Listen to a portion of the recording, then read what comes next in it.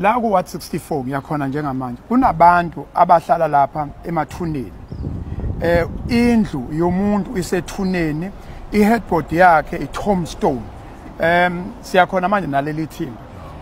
Awudlulise angazi noma ngabe desperate kodwa ubuntu ke manje asakhuluma ukuthi indawo yokuhlala yona angeke size sikwazi ukuthi singakha emathuneni emthombeni noma ngabe kuthiwani kodwa ke angishiye kuwena ukuzo uma kuthiwa umuntu seyobeka uyobeka endaweni yakhe yokuphumula yes kukhulunywa ngomzimba kukhulunywa ngomphefumulo indawo engathintwa ke nje kwisintu naseAfrika indawo yamathuna ngoba kuthiwa kubheda kangakanani akekho umuntu okavunyelwe uyazi ukuthi abantu abalaba kufanele bakwazi bangaphazamiseki siyafisa ukuthi sibanxanxe abantu bakithi ukuthi ungenani basane bazame yonke indlela umkhandlo waseThekwini uyazikhandla kodwa akekho umuntu ongasenza iTombstone uyobona ukuthi lapho kusuke kubhala ukuthi umuntu wazalwa ngosuku oluthile wadlula emhlabeni ngosuku oluthile akwazi ukusaphila ulala endaweni enjalo uhlala eduze kwendawo enjalo iyasiphazamisa ngokwesintu iyasiphazamisa spiritual iyasiphazamisa nje na ku development so siyafisa basuke endaweni enjalo kodwa ngiyajabula ukuthi nizokwazi ukubabona uhlelo lwakhona sizoliqeda nakhona so kodwa akufanele lenzeke noba kuthiwa sekwenzakaleni asivumi ukuthi ayenzeke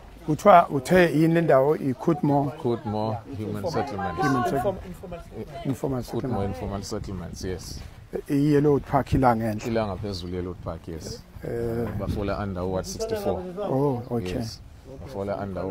bafola under Ward 64 yes human settlements le yakhiwe endaweni yabona nje na iTombstone yebo how ilolele yeah mana yeah ilolele phela yeah nanka Tombstone yeah ilona ithuna leli yeah nanka manje lapha ithuna la ukhona litho khona phakathi how yeah also how so yeah so sizo ufuna ukubona kusekhona ufuna ukubona kahle ngapha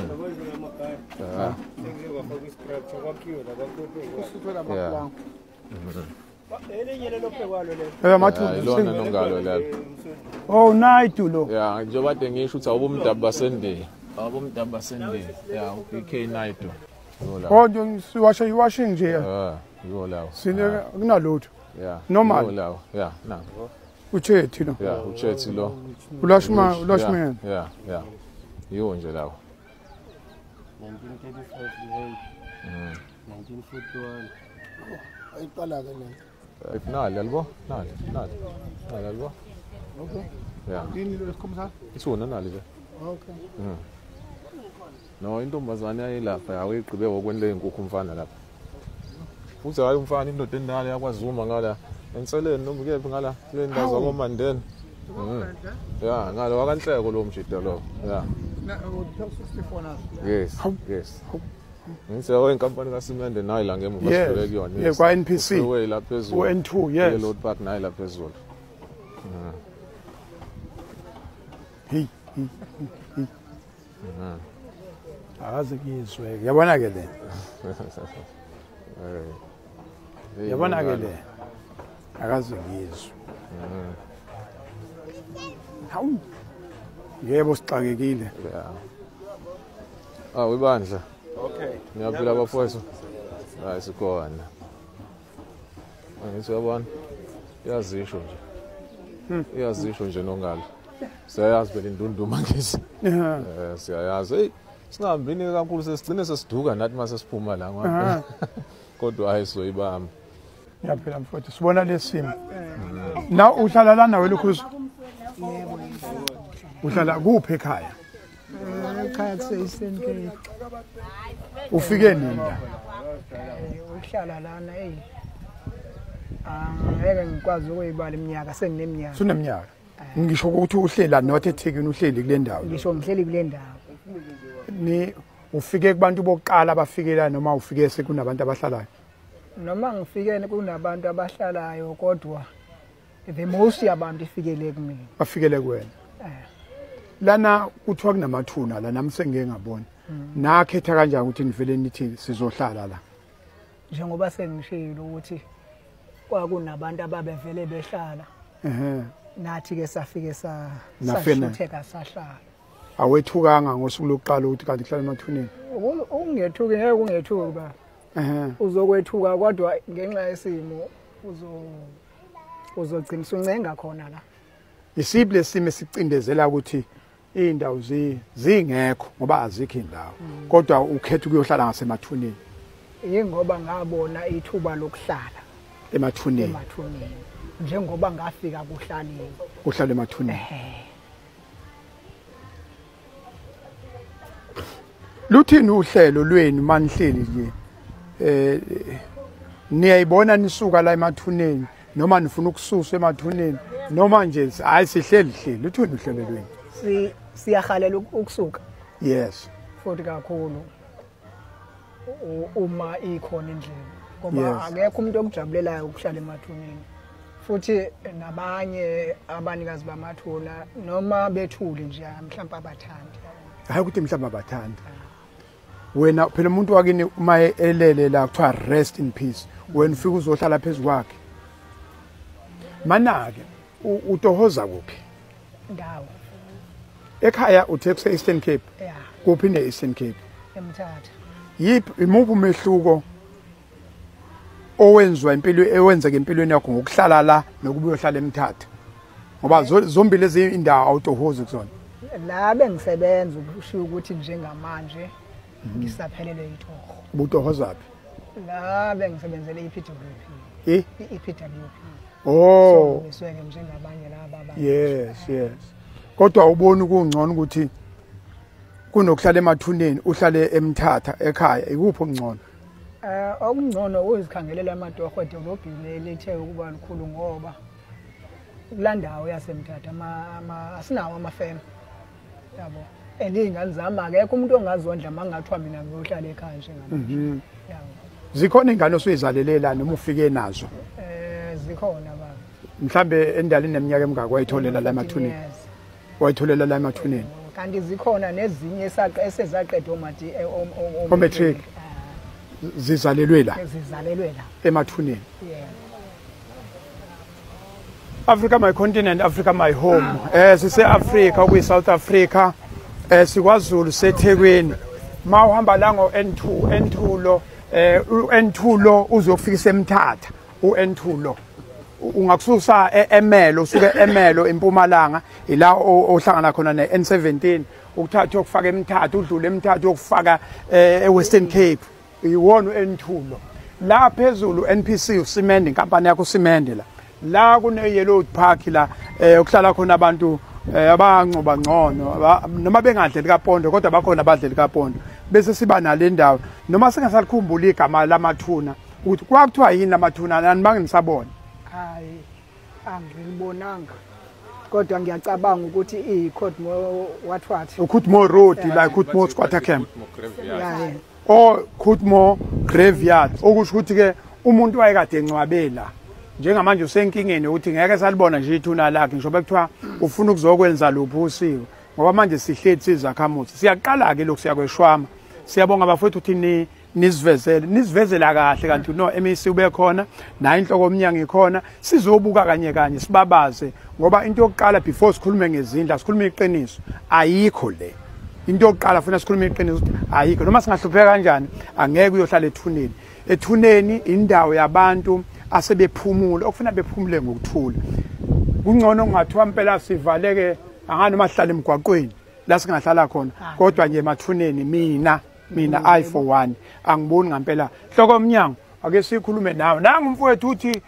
yena usuke Eastern Cape futhi uyachaza ukuthi umsebenzi hayi ngoba kunomsebenzi ospecial awuzelela akatohozi amathuba kuthiwa awekho eMthatha kodwa hloko yomnyango sikubambe la sila nawe lokhu ibambela no asibingelele nonkalo sibingelela ubuholi bendawo sibingelele umphakathi nithela kuseKhutmo Khutmo informal settlement kwakuyi Khutmo Graveyard qala sase ya convertwa okay khona uKhutmo Road bese kuba uKhutmo Graveyard sekuKhutmo Squatter Camp ngaphezulu kwe-graveyard.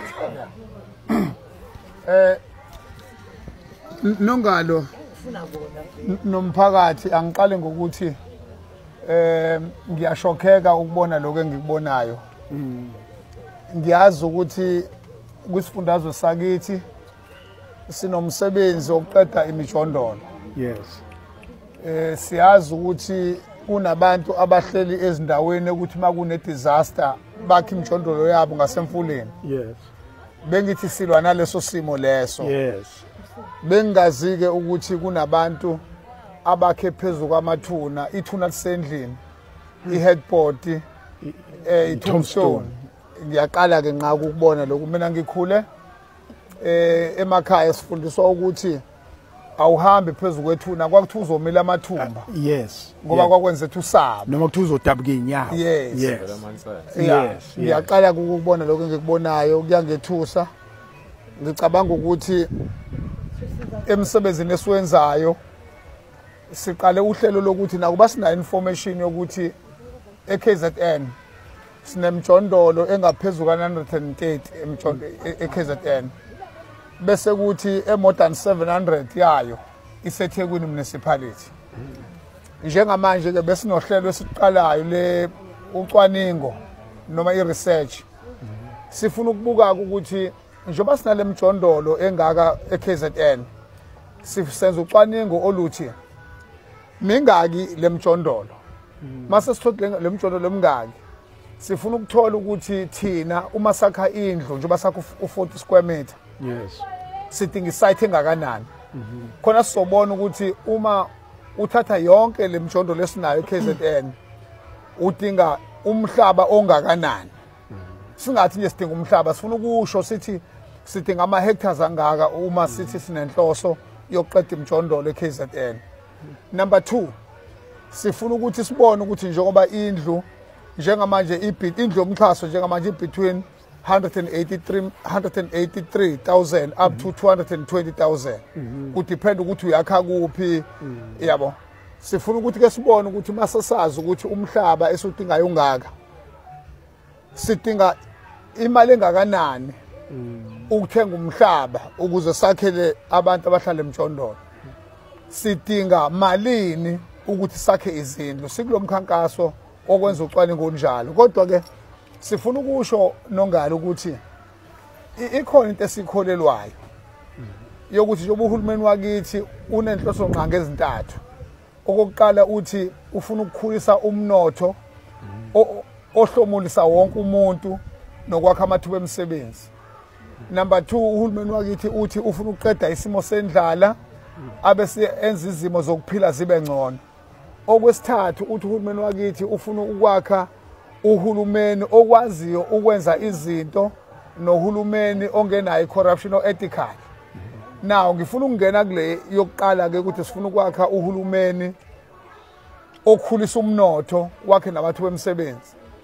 Nginayo into ethi into enza sibe nale mjondolo engaka kakhulu enye yazo ukuthi abantu bakithi beza emadolobheni njengoba ubaba kaDesho ngoba bezitshela ukuthi yila ekuzoba khona namathuba emisebenzi. So ke thina ke njengomnyango sifuna ukuqinisa kakhulu kunohlelo esilakhayo izinto esizibiza nge-social housing. Ezinye sizibiza nge-community residential unit okusho ukuthi izindlu zokuqashisa lezo. Ngoba abanye balabantu banazi izindlu emakhaya, uhulumeni usebakhela izindlu. Kodwa bayazishiya lezo zindlu beze emjondolo ngenhloso ukuthi bafuna amathuba emisebenzi. Yes. Sifuna ukuqinisa kakhulu ukuthi sakhe i-rental stock ukuze labantu uma uhulumeni siphumelela njengohulumeni ukwakha lamathuba emisebenzi.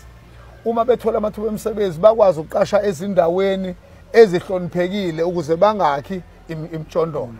So ke siphezulu kwalo mkhankaso kodwa ke ngifuna ukusho ke nongalo ukuthi ngoba umkhankaso wethu uyothatha isikhathi eside. Yes. Uma ubuka inkinga esibhekene nayo sifuna ukukhuza ke lo mhlola. Yes. Sikhuze nje sibabaze ukuthi noma ngathiwa sihlupheke kanjani kodwa sikwazi ukwakha emathuneni. Amathuna ayahlonishwa.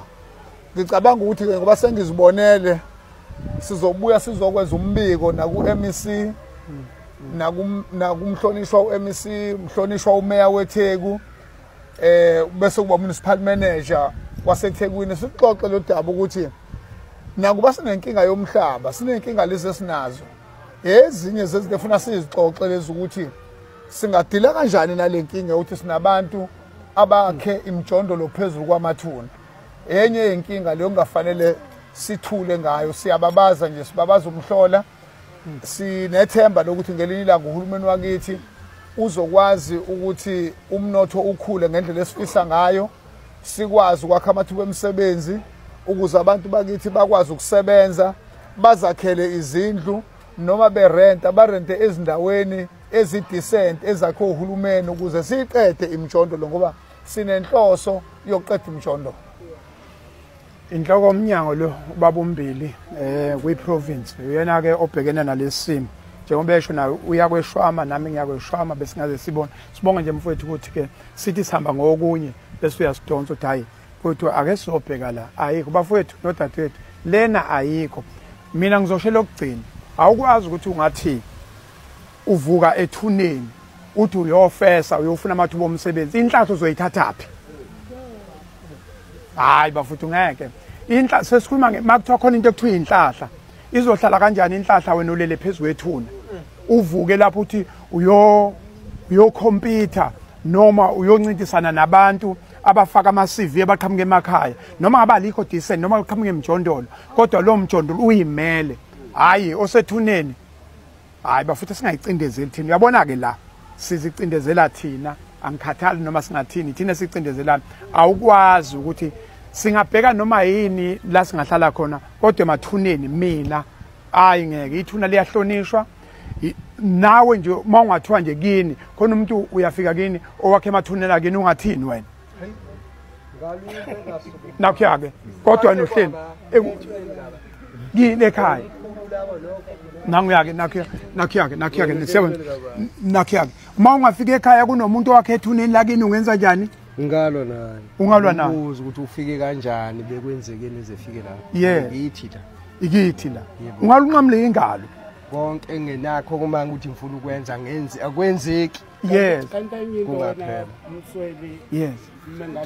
Mana before sifika wena uhleli kuphi la na uhlela la emjondolo khona la emathuneni kanti ulama ungalwa uma ufika ekhaya behlele ethuneni lakini kodwa wena uhlele emathuneni la awabantu awazi ngafica hleliwe nami ngifuna impilo ngizethekwini ngemali imali ngizohlanganisa impilo yami nemndeni yami emathuneni abantu kumanje akekho ngaziyo mina ukuthi impilo yami ephilwa yimi kodwa ngiphilisana noma ubani la ngaphakathi ngificela kuhleliwe afika nami ngahlala understand futhi kuyenzeka ngiyaphila namanje mina futhi basikhombisa wami ngihlala ingane zami nengamfazi ngihlala nabantu bami nengane zami nabazulu anginamanga nababa kodwa ngingaka ngokuthi ngifikele kufika khona empilweni okuphilwa kuyona nami ngafike ngaphila nabantu abaphilayo bayaphila abantu akho umuntu ongangazi nami nemjondolo kodwa akekho umuntu ongazela ububi